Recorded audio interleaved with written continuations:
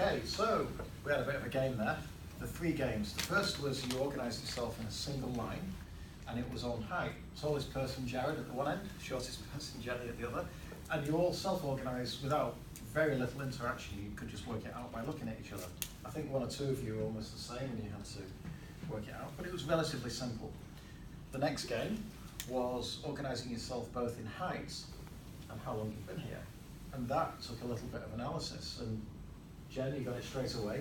But often I've seen teams struggle with that, and how can we present data in 2 dimensions? Well, it's the XY. And then third, we got into a circle. And you planned how many paces to the person you were walking towards.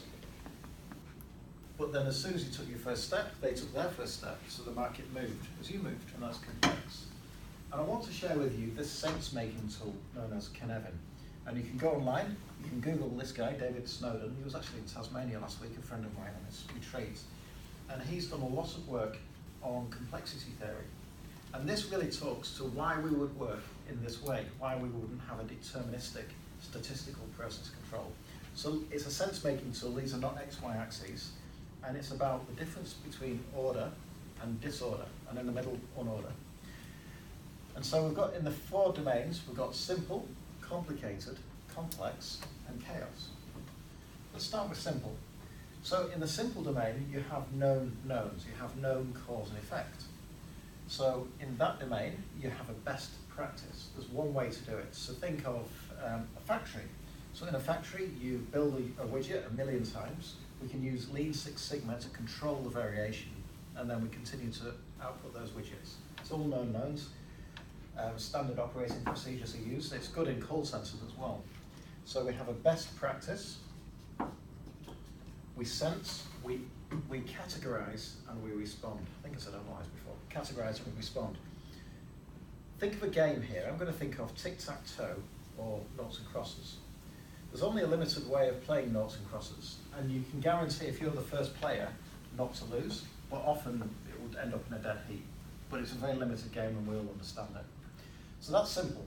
That's really good for known cause and effect. Complicated, on the other hand, this is where we have to have some analysis. So think of that second game. We have to talk about things. There were known knowns, but there were some known unknowns, and we have to analyse. So I've drawn a bridge here, and imagine you're a civil engineer. You know physics, you know the tensile strength of steel, but you might not know what's on the riverbed. So you're going to have to analyse. Is it shale? Is it rock? Is it sand? Because that's going to determine how deep the piles are. And it's fair to say the more analysis you do, the higher chance of success. You can mitigate risk by more analysis. We sense, we analyse, we respond. We don't have a best practice, we only have a good practice. And that is because you could get a dozen civil engineers and they'd have 12 different ideas or different solutions to the same problem. There's maybe not one solution to the same problem. The game I want to think of here, I'm going to draw a nice little chess piece. Think of chess. Almost an infinite number of ways to play chess. It's 1 times 10 to 120 different rules. That's more than all of the stars in the universe, all of the atoms in the universe as well, actually, I believe. But the problem is, it's still something that can be analysed. You can still get a computer to beat a human. You don't need intellect, and you can actually, I think Deep Thoughts, was it, back in '94, beat Garry Kasparov. That's chess. When you're playing chess, there is a way to analyse your way out of it. You can automate this. Of course you can automate this as well. So this is traditional Taylorism scientific management. It's what we've been used to. It's been great for the industrial age. In the conceptual age, it has started to become a problem for us because you can't analyse everything because there's known unknowns, but sometimes there are unknown unknowns. And that leads us into complex. So in complex, we don't have a good practice or a best practice, we have an emergent practice. What do I mean by that? Well, we start with the practices of Scrum and Agile, and they may make sense, but then as we work, we're going to continue to inspect and adapt. The products we create are only going to work based on the feedback from the customer. So what we want to do is have hypotheses, test those hypotheses and either amplify or dampen based on the feedback. So we have to think differently here.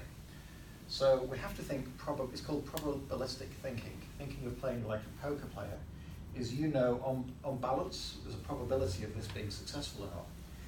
but you don't actually know, and the only way to know is to play your cards. So you play lots of small, low-cost bets, and depending on the outcome, you either amplify or dampen. This is why small batch sizes are really beneficial, because you don't want to bet the farm on something that the customer doesn't want. So it's probabilistic thinking. So let's play the game poker, which we want to do lots of. The difference here, the interesting thing is we use statistical process control here, where we control variation. Here we're using empirical process control, so we exploit variation, and we try lots of different things, and as we run all of these experiments, we get more data that we diverge down to a final solution. So we're exploiting variation. Most of the work that we do in the IT sector and with people is unpredictable. It's unknown unknowns. So what we want to do, we're going to be somewhere in this area here, and we probe, we sense, and we respond. Finally, we've got chaos. Chaos is where you act, sense, and respond. The only thing I can think of is war, or an earthquake, or a natural disaster where you can't predict. You just act intuitively, and then you act again depending on the outcome. We don't cover too much of that in this explanation, only to say if you're in the complex or complicated domain, and you're applying simple techniques, there's a cliff edge here, and you're at risk of falling over into chaos. And the other thing to bear in mind is if you spent your entire life in this domain, your brain will be hardwired to think of everything as known cause and effect. So even if we're in a Scrum team, you'll be thinking, what's the process, what's the step and repeat of how we work?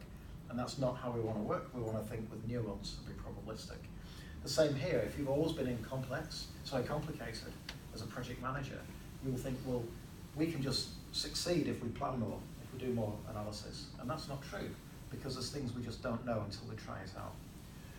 So I've got a little iPhone here, and think of software as a service, which is what we are.